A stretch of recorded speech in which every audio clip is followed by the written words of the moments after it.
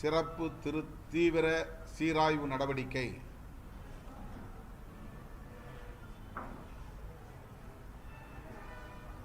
திட்டமிட்ட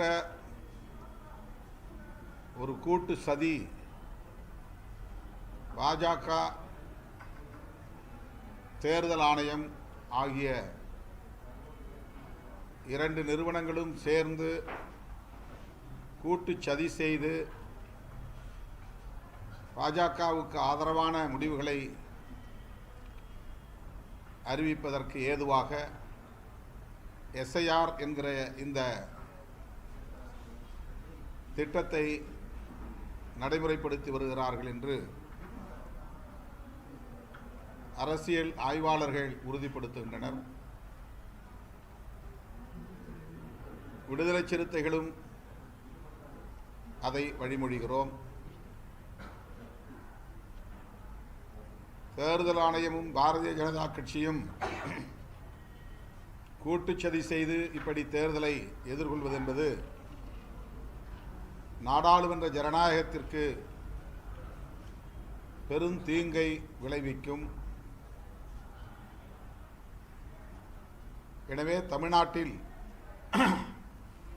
எஸ்ஐஆர் என்கிற சிறப்பு தீவிர சீராய்வு நடவடிக்கையை தேர்தல் ஆணையம் கைவிட வேண்டும், அதை நடைமுறைப்படுத்தக்கூடாது என்று விடுதலை சிறுத்தைகள் கட்சி வலியுறுத்துகிறது. நடைமுறை சிக்கல்கள் ஏராளம் உள்ளன. மிக குறுகிய கால கெடு விதித்து ஒரு மாத இடைவெளியில் அவர்கள் சொல்லுகிறபடி ஆவணங்களை எல்லாம் தயார் செய்து அந்த விண்ணப்பத்தை பூர்த்தி செய்து ஒவ்வொரு வாக்காளரும் தங்கள் பெயரை வாக்காளர் பட்டியலிலே இணைப்பது என்பது மிக பெரும் சவாலாக உள்ளது. கேரளாவிலே இதற்கென்று நியமிக்கப்பட்ட வாக்குச்சாவடி அலுவலர், பூத் லெவல் ஆபீசர் மன உளைச்சலுக்கு ஆளாகி தற்கொலையை செய்திருக்கிறார். தமிழ்நாட்டில் பல இடங்களில் பூத் லெவல் ஆபீசர்ஸ் பொறுப்புக்கு நியமிக்கப்பட்டிருப்பவர்கள் இந்த பணிகளை எங்களால் செய்ய முடியாது என்ற அதிருப்தியை வெளிப்படுத்தி வருகிறார்கள். இது மிக பெரும் சவாலாகவும் மன உளைச்சலை தருவதாகவும் இருக்கிறது. இதனை எங்களால் இந்த குறுகிய காலக்கெடுவுக்குள் நடைமுறைப்படுத்த முடியாது என்பதை வெளிப்படுத்தி வருகிறார்கள். நடைமுறை சிக்கல்கள் ஒரு காரணம் என்பது ஒருபுறம், இதற்கு பின்னணியில் உள்ள சதி உள்நோக்கம் என்பது இன்னொரு காரணம். ஆகவே இதனை தமிழ்நாட்டில் நடைமுறைப்படுத்தக்கூடாது என்று விடுதலை சிறுத்தைகள் கட்சி வலியுறுத்துகிறது.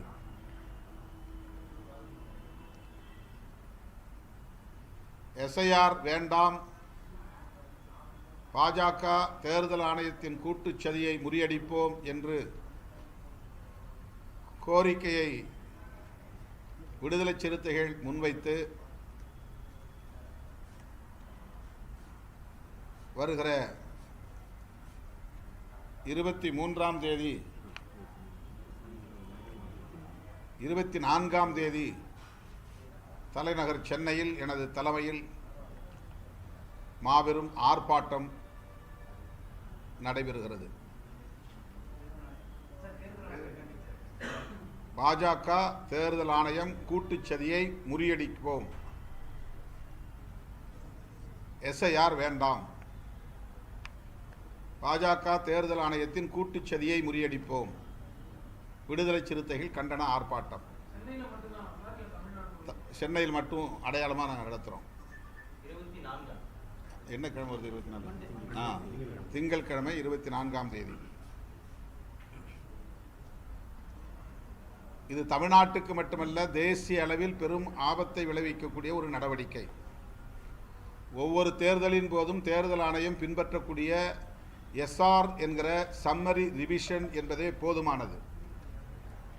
அது ஒவ்வொரு முறையும் தேர்தலின் போது நடைபெறக்கூடிய சீராய்வு நடவடிக்கை. பெயரை சேர்த்தல், நீக்கல், திருத்தல் என்கிற நடவடிக்கைகளை மேற்கொள்வது வாடிக்கையான ஒன்று. சட்டமன்ற தேர்தல் நடந்தாலும் நாடாளுமன்ற பொதுத் தேர்தல் நடந்தாலும் தேர்தல் நடைபெறுவதற்கு சில மாதங்களுக்கு முன்னர் தேர்தல் ஆணையம் வழக்கமாக நடைமுறைப்படுத்தி வருகிற ஒன்று. அதனையே இந்த தேர்தலிலும் ஏன் பின்பற்றக்கூடாது, தேர்தல் ஆணையம் இதை திணிக்கிறது என்ற கேள்வி எழுகிறது. 2002ஆம் ஆண்டு எஸ்ஐஆர் நடத்தியதாக தேர்தல் ஆணையம் ஒரு பொய்யை திரும்ப திரும்ப சொல்லுகிறது. 2002ஆம் ஆண்டு அப்படி எந்த எஸ்ஐஆரும் நடந்ததாக ஆதாரங்கள் இல்லை. உச்சநீதிமன்றம் கோரியும் தேர்தல் ஆணையம் அப்படி நடத்தியதற்கான ஆதாரத்தை இதுவரையில் சமர்ப்பிக்கவில்லை. ஆனால் 2002ஆம் ஆண்டு என்ற ஒரு காலத்தை வரையறை செய்து அப்போதைய வாக்காளர் பட்டியலில் உங்கள் பெயர் இடம்பெற்றிருக்கின்றனவா, அப்படி இடம்பெற்றிருந்தால் எந்த ஆவணத்தையும் நீங்கள் தர வேண்டாம் என்ற ஒரு கைட்லைன்ஸ், ஒரு வரையறையை தேர்தல் ஆணையம் முன்மொழிகிறது. இது ஆதாரமற்ற ஒரு தகவல். தேர்தல் ஆணையமே பொய் சொல்லுகிறது என்று பலராலும் விமர்சிக்கப்படுகிறது. இதுவரையில் தேர்தல் ஆணையம் அதை காட்டவில்லை. இரண்டாவது, மிக குறுகிய கால இடைவெளியில் இதை நடைமுறைப்படுத்த முடியாது. வீட்டுக்கு வீடு சென்று ஒவ்வொரு வாக்காளருக்கும் இந்த விண்ணப்பங்களை தந்து அதனை பூர்த்தி செய்து கோடிக்கணக்கான வாக்காளர்களை பட்டியலிலே பதிவேற்றம் செய்வதென்பது நடைமுறை சாத்தியக்கூறுகள் இல்லாத ஒன்று. ஆனாலும் இதை திட்டமிட்டு வலிந்து இந்த அரசு தேர்தல் ஆணையம் திணிக்கிறது. ஆக இதிலும் ஒரு உள்நோக்கம் இருப்பது வருகிறது. இதன் மூலம் வேண்டியவர்கள் வேண்டாதவர்கள் என்று எல்லா மதங்களை சார்ந்த வாக்காளர்களையும் பட்டியலிலிருந்து நீக்கம் செய்து விடுவது என்பதன் மூலம் பெரும்பாலான எதிர்ப்பு வாக்குகளை வாக்களிக்க விடாமலேயே தடுப்பது என்கிற நடவடிக்கையில் அவர்கள் இறங்கியிருக்கிறார்கள் என்ற சந்தேகம் எழுந்துள்ளது. ஆகவே இந்த பட்டியலில் பெயர் நீக்கம் என்பது மேலோட்டமாக பார்த்தால் பொதுவானதாக தோன்றும். ஆனால் நடைமுறையில் பார்த்தால் அவர்களுக்கு எதிரான வாக்காளர்களை பட்டியலில் இருந்து நீக்குவதே முதன்மையானது என்பதை புரிந்து கொள்ள முடியும். எனவே அதில் உள்நோக்கம் இருக்கிறது.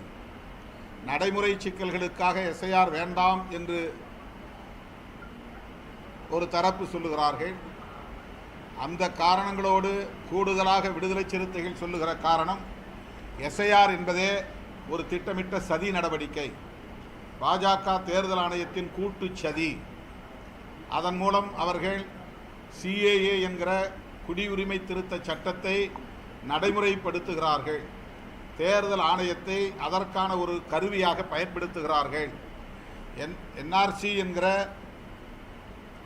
தேசிய குடிமக்கள் பேரேட்டை தயாரிப்பதுதான் அவர்களின் நோக்கம். வாக்காளர் பட்டியலை தயாரிக்கிறோம் என்கிற பெயரில், வாக்காளர் பட்டியலை தூய்மைப்படுத்துகிறோம் என்கிற பெயரில் தேசிய குடிமக்கள் பேரேட்டை தயாரிப்பது என்பது அவர்களின் நோக்கமாக இருக்கிறது. அது வடகிழக்கு மாகாணங்களில் மட்டும் செய்யாமல், அல்லது பாகிஸ்தானோடு அண்டையில் இருக்கிற மாநிலங்களில் மட்டும் செய்யாமல், ஒட்டுமொத்த தேசிய அளவிலே செய்து தேசிய குடிமக்கள் பேரேட்டை தயாரிப்பது என்பதை உள்நோக்கமாக கொண்டு தேர்தல் ஆணையமும் பாஜகவும் இந்த வேலைகளை செய்வதாக விடுதலை சிறுத்தைகள் கட்சி நம்புகிறது. எனவே எஸ்ஐஆரை நடைமுறைப்படுத்துவதில் உள்ள சிக்கல்களை மட்டுமே காரணமாக சொல்லாமல் அதன் உள்நோக்கத்தையும் அடிப்படையாக கொண்டு எஸ்ஐஆர் வேண்டாம் என்று விடுதலை சிறுத்தைகள் கட்சி வலியுறுத்துகிறது. இந்த குரலை அனைத்து தரப்பு ஜனநாயக சக்திகளும் ஓங்கி ஒலிக்க வேண்டும். இது வெகுமக்கள் எதிர்ப்பாக பரிணமிக்க வேண்டும் என்று விடுதலை சிறுத்தைகள் கட்சி அறைகூவல் விடுக்கிறது. சார், இந்த எஸ்ஐஆர் பணிகளை மேற்கொள்வது நிறைய சொல்லிட்டு இன்னைக்கு இந்த வருவாய்த்துறை சங்கங்கள் கூட்டமைப்பு 42,000க்கும் மேற்பட்ட அரசு அதிகாரிகள் வந்து இன்னைக்கு எஸ்ஐஆர் பணிகளை புறக்கணிச்சிருக்காங்க. அதிகாரிகளை பொறுத்தவரையில் நடைமுறை சிக்கலை காரணமாக சொல்லி அதை புறக்கணிக்கிறார்கள். விடுதலை சிறுத்தைகள் கட்சி அதை வரவேற்கிறது. அந்த அதிகாரிகளின் உணர்வுகளை மதித்து தேர்தல் ஆணையம் உடனடியாக இந்த எஸ்ஐஆர் நடவடிக்கையை நிறுத்த வேண்டும். நடைமுறை சிக்கல்களை தாண்டி உள்நோக்கம் கொண்டதாகவும் இது இருக்கிறது என்பதுதான் விடுதலை சிறுத்தைகளின் குற்றச்சாட்டு. எஸ்ஐஆர் பணிகளை மேற்கொள்வது அரசு அதிகாரிகளுடைய கடமை. அதை வந்து அரசு அதிகாரிகள் ஒருபோதும் செய்ய மாட்டேன்னு சொல்லக்கூடாது. பாஜகவுடைய செய்தி தொடர்பாளர் நாராயண திருப்பதி தற்போது சொல்லியிருக்காரு. அரசு அதிகாரிகள் தங்களுடைய கடமையை ஆற்ற வேண்டும் என்பதிலே யாருக்கும் மாற்று கருத்தில்லை. ஆனால் மக்களுக்கு விரோதமான நடவடிக்கைகளை அதிகாரிகளும் வேடிக்கை பார்க்க முடியாது. அவர்களுக்கு தேவையற்ற பணிச்சுமைகளை திணித்தால் அதனை அவர்கள் சுமக்க முடியாது. அதனுடைய விளைவாகத்தான் கேரளாவிலே ஒரு BLO தற்கொலை செய்து கொண்டிருக்கிறார். அதற்கு தேர்தல் ஆணையம்தான் பொறுப்பேற்க வேண்டும்.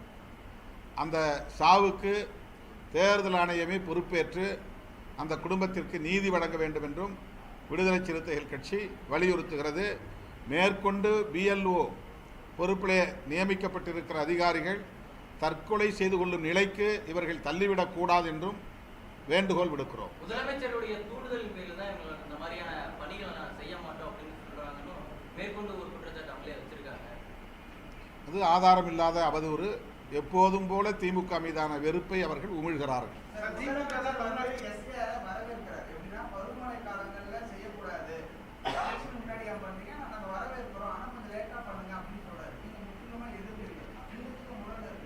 இது ரெண்டுக்கும் முரண் இல்லை. அவர் ஒரு காரணத்தை விளக்குகிறார், நான் கூடுதலாக இன்னொரு காரணத்தை விளக்குகிறேன். நான் நடைமுறை சிக்கல்கள் இல்லவே இல்லை என்று சொல்லவில்லை. நடைமுறை சிக்கல் 1 மாத காலம் போதாது என்பது ஒரு கருத்து. மழை காலமாக இருக்கிறது, எனவே இதை இப்போது நடைமுறைப்படுத்த வேண்டாம் என்பது ஒரு கருத்து. அந்த விண்ணப்பங்களை பூர்த்தி செய்வது கடினமாக இருக்கிறது.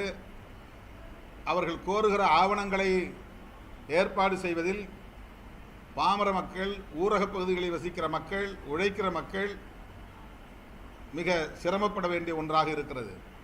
இதுபோன்ற நடைமுறை சிக்கல்களும் இருக்கின்றன. அதை முதல்வர் சுட்டி காட்டுகிறார். அது ஒரு காரணம், அதுவும் உண்மைதான். அதை தாண்டி குடிமக்கள், தேசிய குடிமக்கள் பேரட்டை தயாரிப்பதற்கான ஒரு செயல் திட்டமும் மறைமுக செயல் திட்டமும் இதற்குள்ளே இருக்கிறது. அதை நடைமுறைப்படுத்துவதற்காகத்தான் இப்படி தேர்தல் ஆணையமும் பாஜக அரசும் கூட்டுச்சதி செய்கிறது என்று நாங்கள் குற்றம் சாட்டுகிறோம். மூன்றாவதாக, இவ்வாறு பெயர்களை நீக்கம் செய்வதன் மூலம் எதிர்த்து வாக்களிக்கக்கூடிய வாக்காளர்களை பெரும்பாலும் கணிசமான அளவிலே வெளியேற்றிவிட முடியும். 90 விழுக்காடு வெளியேற்றிவிட முடியும். அவர்களுக்கு வாக்களிக்கக்கூடியவர்கள் மிக சொற்பமாக அதிலே இருக்கலாம். ஆனால் பெரும்பான்மையான எதிர்ப்பு வாக்குகளை அவர்களால் தடுத்துவிட முடியும். இந்த உள்நோக்கமும் அதிலே இருக்கிறது. ஆக 2 உள்நோக்கம். ஒன்று, எதிர்ப்பு வாக்குகளை வெளியேற்றுவது பட்டியலில் இருந்து. இரண்டாவது, தேசிய குடிமக்கள் பேரேட்டை தேர்தல் ஆணையத்தின் மூலமாகவே தயாரித்து விடுவது. இந்த 2 சதித்திட்டமும் மறைமுக செயல் திட்டமாக இருக்கிறது. நடைமுறை சாத்தியக்கூறுகள் என்கிற ஒரு களத்திலே நாம் சிந்திக்கிற போது இந்த 1 மாத காலம் போதாது. இந்த ஆவணங்கள் திரட்டுவது என்பது சாத்தியமில்லாத ஒன்று. ஊரக மக்கள் இதை அவ்வளவு எளிதாக கையாள முடியாது. போன்ற சிக்கல்கள் இருக்கின்றன. அடைமழை காலமாக இருக்கிறது என்பது ஒன்று. அவர்கள் திரும்ப அதை வெரிஃபை செய்து அறிவிப்பதற்கு எடுத்துக்கொள்கிற காலமும் நாம் கவனிக்க முடியாத பொங்கல் காலமாக இருக்கும். ஜனவரி அவர்கள் அதற்கான வெரிஃபிகேஷன் காலமாக எடுத்துக்கொள்கிறார்கள். அந்த நேரத்தில் அது கவனம் செலுத்த முடியாத ஒரு பண்டிகை காலமாகவும் நம்முடைய தமிழ்நாட்டிலே அமைந்து விடுகிறது. இவையெல்லாம் நடைமுறை சம்பந்தமானது, பிராக்டிக்கல் டிஃபிகல்டிஸ். இது மட்டுமே காரணம் என்று விடுதலை சிறுத்தைகள் கூறவில்லை. சில கட்சிகள் இதை பிரதானப்படுத்தி சொல்லுகின்றன. நாங்கள் இதன் ஊடாக இன்னமும் அவர்களின் மறைமுக செயல் திட்டம் அதிலே இருக்கிறது, இதனோடு இணைந்து இருக்கிறது, ஆகவே எஸ்ஐஆரே வேண்டாம் என்கிற ஒரு கோரிக்கையை விடுதலை சிறுத்தைகள் கட்சி முன்வைக்கிறது.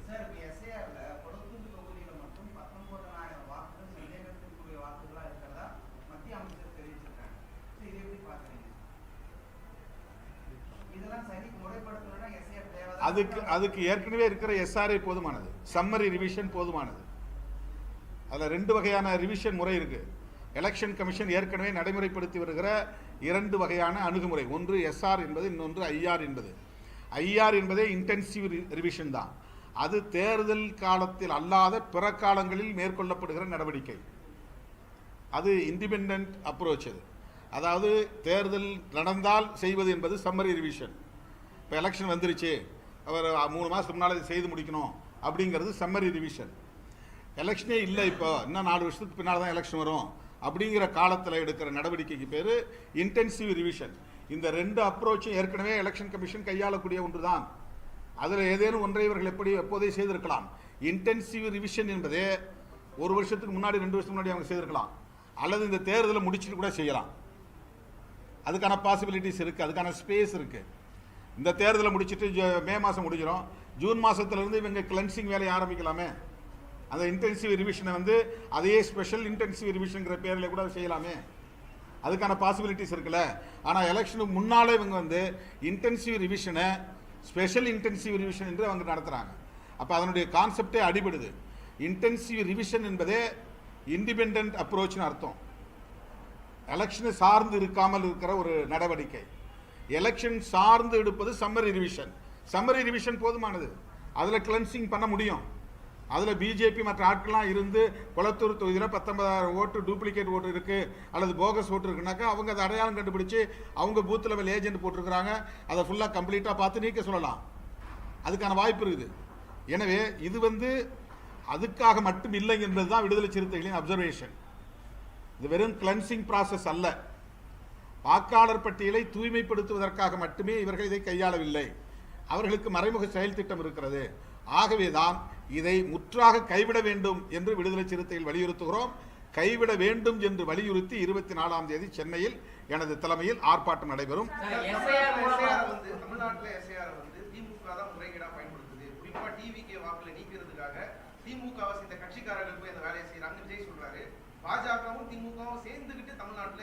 அது அவங்க மைண்ட் செட் மாறலை இன்னும். அதாவது டிஎம்கே எதிர்ப்புங்கிறது மட்டுமே ஒரு அளவுகோலாக வைத்துக்கொண்டு அவர்கள் அரசியல் செய்கிறார்கள்.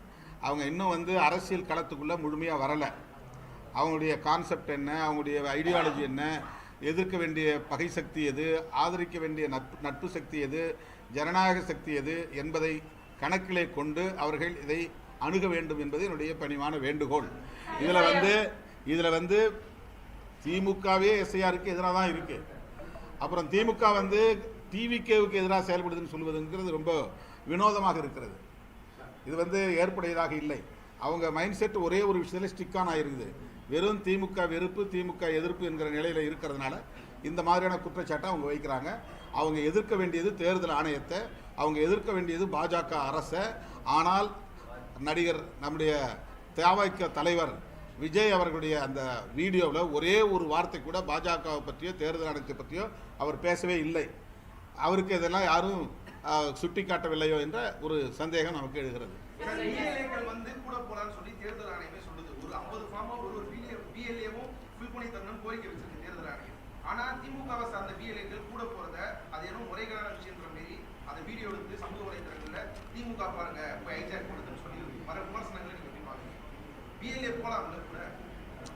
நான் மொத்தமே அதை எஸ்ஐஆரே வேண்டான்னு சொல்கிறோம். அப்புறம் நீங்கள் டிஸ்கஷனை நீங்கள் டைவெர்ட் பண்ணாதீங்க. இப்போ பிஎல்ஏ கூட போக வேண்டாமாங்கிறதுக்குள்ளே நாங்கள் நுழையில. எஸ்ஐஆரை நடைமுறைப்படுத்தாதீங்கன்ற அதுக்குள்ளே இருக்கிற நிறைய மறைமுக செயல் திட்டம் இருக்குது. அதனால் அதை நடைமுறைப்படுத்தக்கூடாது என்பதுதான் எங்கள் ஸ்டாண்டு. விடுதலை சிறுத்தை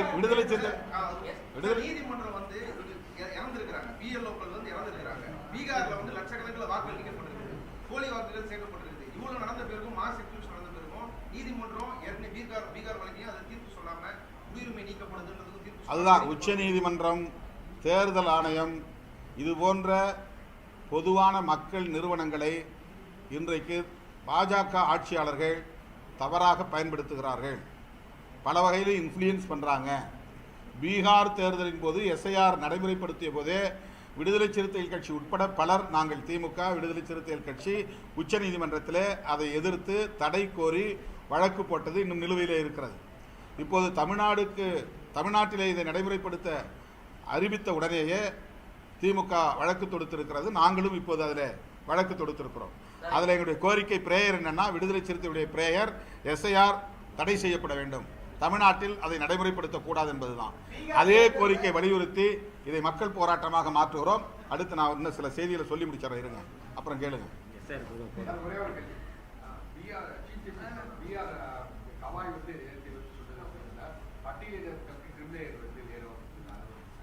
அவருடைய கருத்தை நான் ஏற்கவில்லை. அது அவருடைய தனிப்பட்ட கருத்து. இந்த கிரீமி லேயர் என்பது ஓபிசி சமூகத்திற்கு கூட கூடாது என்பதுதான் விடுதலை சிறுத்தைகளுடைய போராட்டங்கள். தொடர்ந்து நாங்கள் அதை தான் வலியுறுத்துகிறோம். கிரீமி லேயர் என்பது ஒரு சூழ்ச்சி, அது ஒரு சூது, சமூக நீதியை நீர்த்து போக செய்கிற ஒரு முயற்சி. அது OBC, schedule cost, schedule tribes மக்களை கிரீமி லேயர் மூலம் சிதறடிக்க பார்க்கிறார்கள், பிரிக்க பார்க்கிறார்கள். இதில் ஒரு பெரிய சதி இருக்கிறது. ஆகவே கிரீமி லேயர் என்கிற கான்செப்டையே விடுதலை சிறுத்தைகள் கட்சி எதிர்க்கிறது. இருங்க 2 நாட்களுக்கு முன்பு நான் யாழ்ப்பாணம் சென்றிருந்தேன். தமிழ் தேசிய பசுமை இயக்கம் ஒருங்கிணைத்த கார்த்திகை வாசம் என்கிற நிகழ்ச்சி ஒன்றில் பங்கேற்றேன். அந்த அமைப்பின் தலைவர் ஐங்கரநேசன் மற்றும் முன்னணி தலைவர்கள் விடுத்த அழைப்பை ஏற்று 2வது முறையாக இந்த நிகழ்விலே நான் பங்கேற்றிருக்கிறேன். 2018ஆம் ஆண்டு இதேபோல கார்த்திகை மாதம், மரநடுகை மாதம் என்ற அறிவிப்பின் அடிப்படையில் ஒழுங்கமைவு செய்யப்பட்ட நிகழ்ச்சியில் நான் கலந்து கொண்டேன். அப்போது வடமாகாண சபையின் முதலமைச்சர் திரு விக்னேஸ்வர் அவர்களும் அதிலே பங்கேற்றார். நானும் கலந்து கொண்டேன். சில நாடாளுமன்ற உறுப்பினர்களும் கலந்து கொண்டார்கள். இப்போது 2025ஆம் ஆண்டு அதே அமைப்பு ஒருங்கிணைத்த அந்த நிகழ்வில் கலந்து கொண்டேன். அந்த நிகழ்வை முடித்த பிறகு தமிழ் தேசிய பேரவை என்கிற ஒரு கூட்டணி, அதிலே தமிழ் தேசிய பசுமை இயக்கம், தமிழ் தேசிய மக்கள் முன்னணி, கஜேந்திரகுமார் பொன்னம்பலம் தலைமையிலான மக்கள் முன்னணி மற்றும் சில அமைப்புகள் சேர்ந்து அந்த பேரவையை உருவாக்கியிருக்கிறார்கள். அது ஒரு கூட்டணியாக இயங்குகிறது. அந்த கூட்டணியை சார்ந்த சில தலைவர்களும் கஜேந்திரகுமார் பொன்னம்பலம் மற்றும் செல்வராஜா கஜேந்திரன் உள்ளிட்ட பலர், இந்நாள் நாடாளுமன்ற உறுப்பினர்கள், முன்னாள் நாடாளுமன்ற உறுப்பினர்கள் என்னை நேரிலே வந்து சந்தித்தார்கள். அந்த சந்திப்பு மிகவும் முக்கியத்துவம் வாய்ந்த ஒரு சந்திப்பாக நான் பார்க்கிறேன். அவர்கள் முன்வைத்த கோரிக்கை என்னவென்றால், விரைவில் இலங்கை அரசு புதிய அரசமைப்பு சட்டத்தை உருவாக்குவதற்கு ஏற்பாடுகளை செய்து வருகிறது.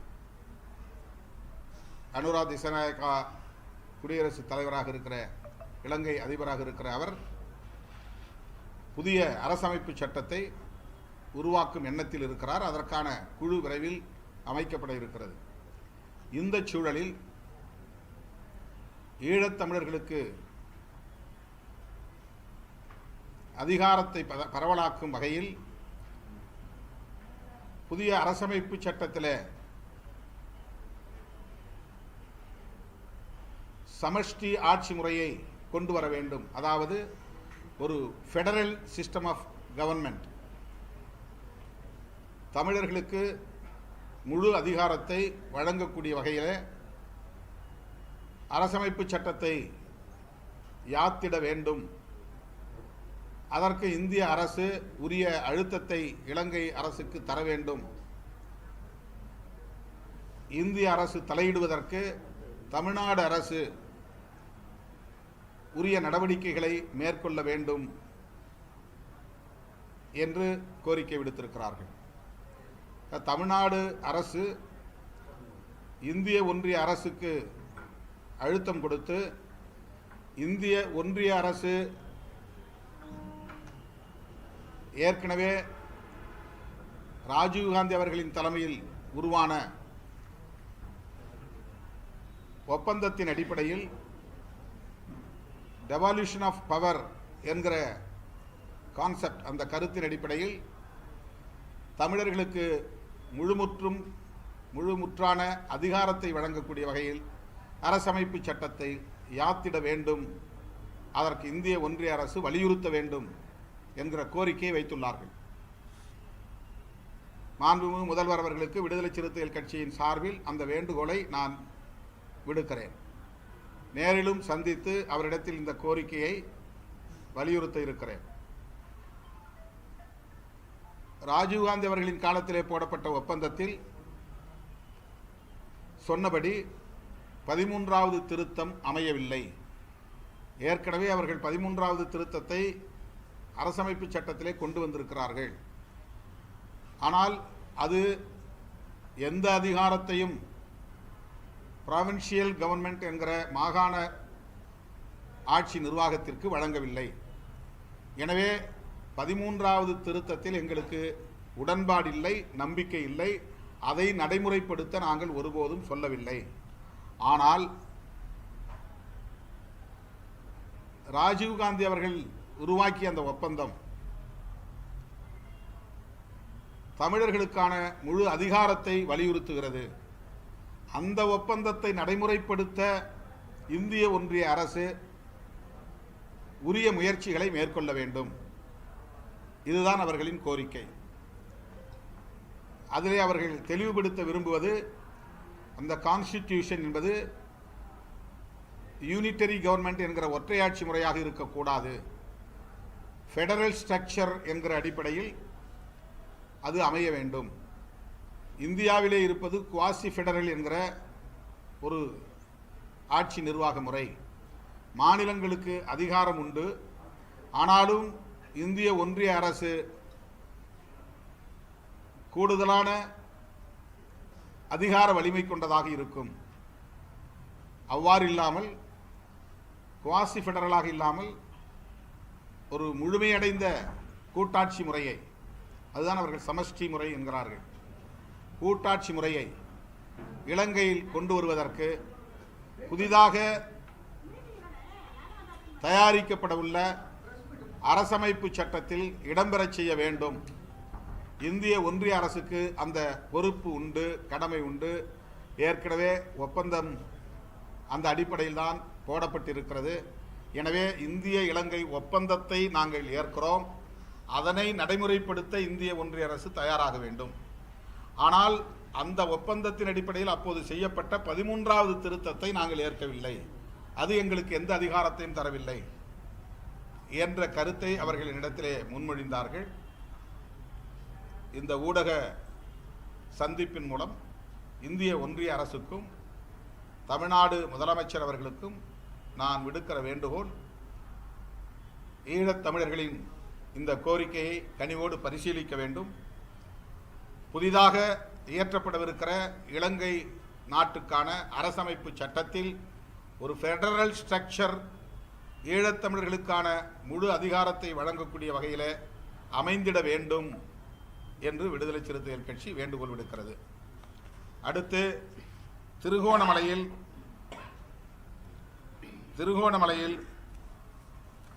நான் யாழ்ப்பாணம் சென்று வந்த அடுத்த நாள் புத்தர் சிலை ஒன்றை பொதுமக்கள் கூடும் இடத்திலே வைத்திருக்கிறார்கள். எதிர்ப்பு வந்ததும் காவல்துறையினர் அதனை அகற்றியிருக்கிறார்கள். அதன் பின்னர் நாடாளுமன்றத்தில் பிரேமதாசா கட்சியை சார்ந்தவர்கள், எப்படி நீங்கள் சிலையை அகற்றலாம், இது புத்தர்களுக்கான தேசம், பௌத்த மதத்திற்குத்தான் முதல் இடம் உண்டு, எனவே அகற்றிய சிலையை உடனே அங்கே வைக்க வேண்டும் என்று குரல் எழுப்ப உடனடியாக அந்த சிலை அதே இடத்தில் வைக்கப்பட்டிருக்கிறது. புத்தரை தங்களின் ஆக்கிரமிப்புக்கான ஒரு கருவியாக சிங்கள பௌத்த பேரினவாதிகள் பயன்படுத்துகிறார்கள். தமிழர்களின் தாயகமாக உள்ள வடக்கு கிழக்கு பகுதிகளில் ஆங்காங்கே புத்தர் சிலைகளை நிறுவி தமிழர்களுக்கு சொந்தமான நிலங்களை ஆக்கிரமிப்பதும் கலாச்சாரத்தை, தமிழர்களின் நீண்ட நெடிய பாரம்பரியத்தை சிதைக்கிற நடவடிக்கைகளிலும் தொடர்ந்து ஈடுபட்டு வருகிறார்கள். விடுதலை சிறுத்தைகள் கட்சி சிங்கள பௌத்த பேரினவாத ஆட்சியாளர்களின் ஆளும் வர்க்கத்தின் இந்த தமிழர் விரோத போக்கை வன்மையாக கண்டிக்கிறது. இந்திய ஒன்றிய அரசு இதிலும் உடனடியாக தலையிட வேண்டும். இதுபோன்ற ஆக்கிரமிப்பு நடவடிக்கைகளை, கலாச்சார படையெடுப்பு நடவடிக்கைகளை சிங்கள அரசு கைவிட வேண்டும் என்பதை இந்திய அரசு சுட்டிக்காட்ட வேண்டும், வலியுறுத்த வேண்டும் என்று கேட்டுக்கொள்கிறேன்.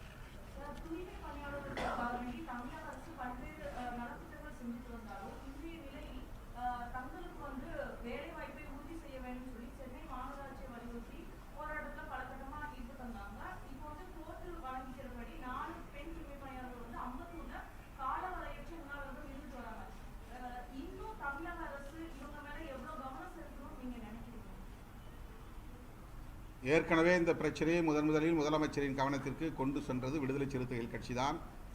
அவர்களின் கோரிக்கையை ஜனநாயகபூர்வமான முறையிலே அணுக வேண்டும். அந்த 2 ஜோன், அந்த பகுதிகளில் வேலை செய்யக்கூடியவர்களை அப்படியே நிரந்தரப்படுத்திக் கொள்ள வேண்டும். புதிதாக ஆட்கள் தேவைப்பட்டால் அவுட் சோர்சிங் முறைப்படி எடுத்துக்கொள்ளலாம். போராடுகிறவர்கள் அதற்கு இணங்குகிறார்கள் என்பதை நாங்கள் எடுத்துச் சொன்னோம். அதை பரிசீலிப்பதாக அப்போது சொல்லப்பட்டது. ஆனால் இன்னும் அது ஒரு முடிவுக்கு வரவில்லை என்பது கவலை அளிக்கிறது. முதல்வரை நான் மறுபடியும் சந்திக்கிற போது இந்த பிரச்சனை குறித்து வலியுறுத்துவேன்.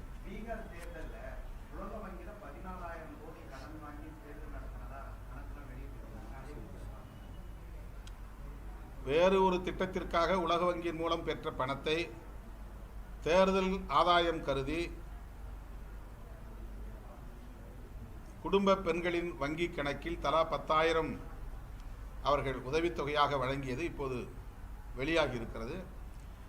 இது தேர்தலுக்கு முன்பே தொடங்கப்பட்டதாகவும் சொல்லப்படுகிறது. ஆனால் தேர்தலை கருத்தில் கொண்டுதான் இந்த வேலையை செய்திருக்கிறார்கள் என்று பலரும் உறுதிப்படுத்துகிறார்கள். இந்த நடவடிக்கை ஜனநாயகத்தை சிதைக்கிற நடவடிக்கை, நாடாளுமன்ற ஜனநாயகத்தின் மீதான நம்பகத்தன்மையை நொறுக்குகிற நடவடிக்கை, மக்களை விலை கொடுத்து வாங்கிவிடலாம், ஜனநாயகத்தின் மீது மக்களுக்கு எந்த நம்பிக்கையும் இருக்கக்கூடாது என்று ஜனநாயகத்தின் மீதான நம்பகத்தன்மையை நொறுக்குகிற ஒரு முயற்சி. இதை விடுதலை சிறுத்தைகள் கட்சி கண்டிக்கிறது. எஸ்ஐஆர் மூலமாகத்தான் பீகாரில் வந்து வாக்கு சதவீதம் அதிகரித்திருக்கிறது அப்படின்னு தமிழிசை சவுந்தரராஜன் ஒரு கருத்து சொல்லியிருக்காரு. எஸ்ஐஆர் மூலமா தான், எஸ்ஐஆர் மேற்கொண்டதுனால தான் பீகார்ல வந்து வாக்கு சதவீதம் அதிகரித்திருக்கு. அதை வந்து தமிழ்நாட்டில் வந்து செயல்படுத்துறதுனால என்ன அவங்களுக்கு நஷ்டம் அடைஞ்சிட போகுது அப்படின்னு சொல்லியிருக்காங்க. தமிழ்நாட்டில் பீகாரில் செய்ததை போல் செய்ய வேண்டும் என்பதுதான் அவர்களின் நோக்கம். அதை தடுப்பதற்காகத்தான் ஜனநாயக சக்திகள் நாங்கள் போராடி கொண்டிருக்கிறோம். மக்கள் அதற்கு தயாராக வேண்டும் என்பதுதான் எங்களுடைய அறைகூவல்.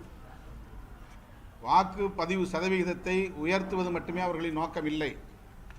தில்லுமுள்ளு செய்து ஆட்சி அதிகாரத்தை கைப்பற்றுவதுதான் அவர்களின் நோக்கம். அவர்களுக்கு எந்த விதமான வாக்கு வங்கி ஆதாரமும் இல்லாத நிலையில், வலிமை இல்லாத நிலையில் தமிழ்நாட்டிலும் ஆட்சியை பிடிப்போம் என்று எந்த துணிச்சலில் பிரதமர் வரையில் பேசுகிறார்கள். அப்படி அவர்கள் பேசுவதிலேயே ஒரு உள்நோக்கம் இருக்கிறது என்பதை, சதித்திட்டம் இருக்கிறது என்பதை யூகிக்க முடிகிறது. தமிழ்நாட்டு மக்கள் எச்சரிக்கையாக இருக்க வேண்டும். அவர்களின் தில்லுமுள்ளு நடவடிக்கைகளுக்கு இடம் கொடுக்கக்கூடாது. அரசியல் கட்சிகள் எதிர்ப்பு என்றால் அது அரசியல் காரணங்கள் என்று விமர்சிக்கப்படலாம். பொதுமக்கள் இதில் விழிப்பாக இருந்து இதை தடுக்க வேண்டும் என்று வேண்டுகோள் விடுக்கிறேன்.